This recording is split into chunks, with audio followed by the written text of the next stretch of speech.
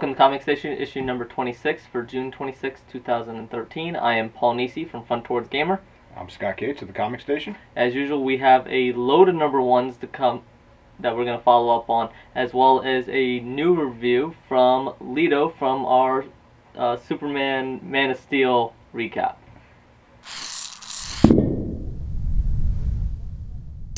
For the new releases for June 26, 2013, we're going to start right off with Batman Superman number 1 from DC Comics. This one starts off really strong. I really like it. The characters don't know each other. Clark and Bruce end up meeting. They don't know each other. Clark is bringing some news about some Wayne Tech employees that are dying in Metropolis, and you get a little bit of a hostility coming off of the two, and I like that. That builds a little bit of character and a little bit of friction. But the most immediate thing coming out of this is the artwork from Jay Lee. People might be familiar. One of his more recent ones was Before Watchmen, the Ozymandias part of Before Watchmen. Very unique art style. It stands out, and I really like it. While some people probably won't, I think it adds a lot of depth and a lot of detail to the world and the characters, and it doesn't follow necessarily block formatting. So I like that art style. The storyline, it's interesting. Bruce goes in and he's investigating these Wayne employees, and I like the internal monologue and how that's set apart, and it works really well. He ends up finding Catwoman, but it's not really Catwoman, but that comes up a little later. And in the middle of this fight, Superman intercedes, and he comes in, and since Batman and Superman do not know each other, they kind of rub each other the wrong way, and they actually start fighting, and Catwoman just is kind of in the background enjoying the fight. It's really nice. I like the artwork. I like the fight, the artwork and the fighting and the fluidity of it, but it kind of rubs a little weird, and you find out there's some other entity that's playing a part in this, hence why Catwoman's not quite Catwoman. And where it lost me was at the end, because at the end something happens, and now that Clark Kent is sent to Smallville, where that different Bruce Wayne, different Batman, knows Superman is Clark, and start fighting. And I don't really know how much. I thought it was a really interesting idea right up until they went immediately at the end of the comic into alternate reality, and they got kind of, one went one way and one went the other, so it kind of lost me at the end. All right, I have not read it yet, guys. I will read it tomorrow. It's a follow-up on Superman Batman from not that long ago. He's got, anytime you have both of the major DC hitters in it, the sales will go well. Everybody will at least check it out. I'm a big fan of Jay Lee's art style myself. Not everyone's gonna like it. No, definitely not. It's an acquired taste. But yeah, I thought it was the best artwork in the Watchmen series. He also did the Dark Tower series. So I'm looking forward to reading it. Yeah, absolutely. So I thought it was pretty strong up until the end. So I'm a little hesitant just because of the ending. But they could recap it, and I know they do a really good job as far as holding everything together. So I'm looking forward to it, how it leads. But right now, the next one we have is from Image Comics. This is Lazarus number 1. Image is putting out a number 1? I know. Surprised. So surprising. As with Image and most of their work, the artwork is really nice. It starts immediately off where this woman named Eve is getting shot, and it's kind of weird because there's a narrator going over and very meticulously, very clean and very kind of dully going over, gunshot 1 went in this way, exited here, blew out the lung, this, that. She ends up dying. Of course, given the name Lazarus, she comes back, and the artwork, as far as the action, the visceral, the gore, it's really beautiful. And then it's juxtaposed because that was kind of a recap of what happened, and then it's a very clean, sterile lab. So you basically find out that this world is it looks like post-apocalyptic, even though nothing was ever really mentioned. But essentially, there is little serfdoms, kingdoms, and the family is one of these kingdoms, and they run certain outposts, and serfs do the labor. So she is one of these members of the family, and she's an enforcer. She's obviously been given some way to come back from the dead, and even though she's talking to people under her family, there's quote unquote her brother and so forth, you get this overall feeling that something just doesn't sit right.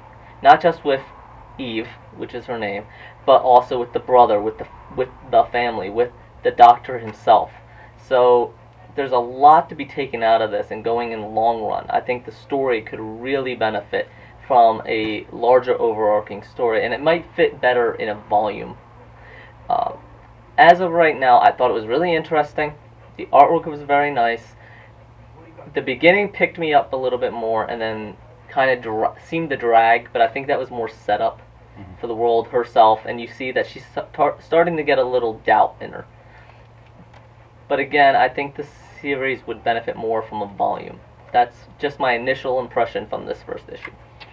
Well, the only thing I'm going to say about it, at least at this point, is it's an Image #1. Run out and get it. There's been a little bit of buzz about Lazarus. A lot of people had it on their pull list here at the store long before it came out. So my initial reaction is going to be, it is probably going to get scarce pretty quick. So yes, get yourself a copy. You may or may not like it, but you know, as with all Image books, not to judge a book by its cover, but even delving in a little bit, the artwork itself, really nice, and I think most people, when they're flipping through, that's what they're going to pay attention to, and I think it'll grab, and again, it'll sell. I like the cover. The cover's done very nicely. Yes. Finally, our last one is from Dynamite. This is another #1. This is Uncanny #1. This starts out very typical. It starts out in Singapore. This guy is recapping how basically this is the perfect city for him because he's a hustler. He goes into pool tables, or he goes into poker tables, and he hustles them. He starts to lose, and then all of a sudden he flips it and he wins big. And you find out that basically he does this by using a gift. His gift is touching someone and immediately then knowing everything about them, knowing their secrets, knowing their skills. So if you're really good at poker, he touches you, now he's really good at poker. It does wear off. But so he's been using this, and he even says to himself he's getting a little stale. He's been in Singapore for about a year now. Of course, somehow his luck fails him, his gift fails him, and he loses. He loses big time. So he runs, he gets chased, he runs again, he gets chased. He uses his power at one point to take out a bodyguard, steal his ability to fight, so forth. It's very interesting topic, very interesting plot line. The artwork is very nice. I really like some of the setting for Singapore and such. But really, the biggest thing about this is it sets up a lot of mysteries, because at the end, he's saved by a woman. This woman, you see her a little bit during his losing streak. So what role does she have to play? What role does she have to play in the future? She seems to know what his gift is. She says to keep your hands off me, because his power is by touch. And you don't know how, if any way, that his power has been negated. So it really ends up being a good mystery. It's written in a very typical mystery style, but it throws in the additional hinge on this gift of his. So if you like a good mystery, but you like a little sci-fi thrown in, this is a good little match. It seems to follow along what is current with Dynamite. Dynamite is putting out quality books that are all probably not modern day style books, a little more noirish types. I think the storyline is noirish, but the art style and the presentation is more modern. Yeah, than some of their more recent stuff. But their stuff is good. You know, it's another one. Dynamite is on that. They might not be even quite second level publishers yet, but they're putting out quality work. I'm interested in this one. Again, I might pick this up in a volume just to see how the mystery unfolds. I know me, myself, I like to devour in one sitting, usually, these kind of mysteries. So, that's my opinion of it. Go check it out for yourself, though. Alright, coming up next is a review by Lido and a recommendation. Our review this week is brought to you by Lido Giovacchini. He was actually in our recap of the Man of Steel movie. If you haven't seen it, go check it out.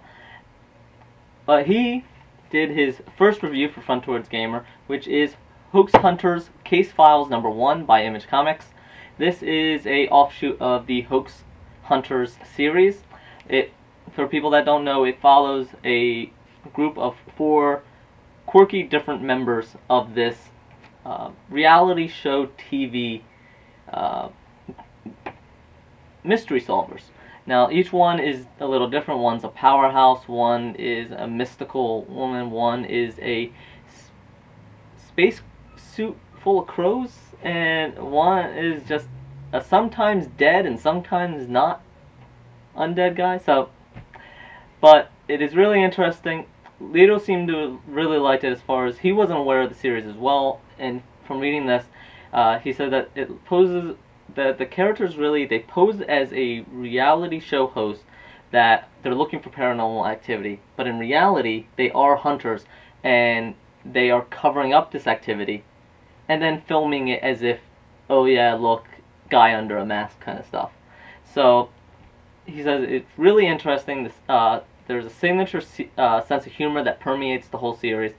There's a lot of crazy antics, a lot of crazy situations, and the best of these short stories that compose case files, the best of these really take that humor and use them to the benefit of the characters. Unfortunately, out of the 7, really 6 in one short story, out of the 7 stories, it's really literally hit or miss. Almost every other one is really good, and the next one's kind of lacking. So 4 out of 3 are pretty good. Like I said, the best ones that really hit that sense of humor and the characters and the quirkiness of them.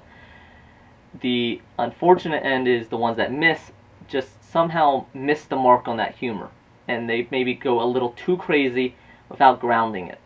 So Lido quoted from his review, overall Hoax Hunters is enjoyable in a 2 out of 3 ain't bad kind of way. There are enough good stories to make you forget the bad ones, and the good ones are usually really damn good. So even though it's a 4 out of 3, the good ones more outweigh, and that's why he gave it a 7 out of 10, which is a good on the FTG scale. His one remark, though, was his favorite ones were the stories that centered on Reagan, who is the woman of the group, the mystical powered exorcist female. And while unfortunately those stories, while they centered on her and they were probably one of the strongest, they also tended to center on her too much, and they seemed to be pushing her as a lead to the detriment of the other characters. Now, this might be a staple of Hoax Hunters as a series, but coming as a new reader, that's his opinion of it. That's what came through. So again, he gave it a 7 out of 10, which is good. So if you like mysteries, if you like really crazy stories in here, then go ahead and check it out. All right. Well, for my recommendation this week, if you like sci-fi fantasy, not everybody does. This is one of my personal favorites. I might be the only person that reads this on a regular basis here in this store, but this is King Conan from Dark Horse Publishing. Whether it's King Conan or Conan the Barbarian, which is the newest series out by Dark Horse, following Robert E. Howard's stories, and I have read all of the books, so I'm very familiar with this. These are fantastic comics. It takes you away, it gives you, you got barbarians swinging broadswords, you've got cleaved skulls, you've got scantily clad women, you've got drunken ale drinking. I mean, I don't know what more anybody could want. The artwork varies from book to book. For the most part, it is good, and the stories are well told. Truman, who's the writer, just does a great job, and he does both Conan books. If you're looking for something different, once again, get out there and check it out. Dark Horse quality on everything they do. This is no exception. I like Conan. I'm maybe one of the few people that actually like the movie Conan too, so it's definitely one to check out. Thank you again for joining us for Comic Station. This has been issue number 26 for June 26, 2013. As always, feel free to leave comments. Let us know, did we miss anything? Anything that you're excited about, let us know. We'll be happy to give a little review or preview as much as we can. And again, we will see you next week. See ya.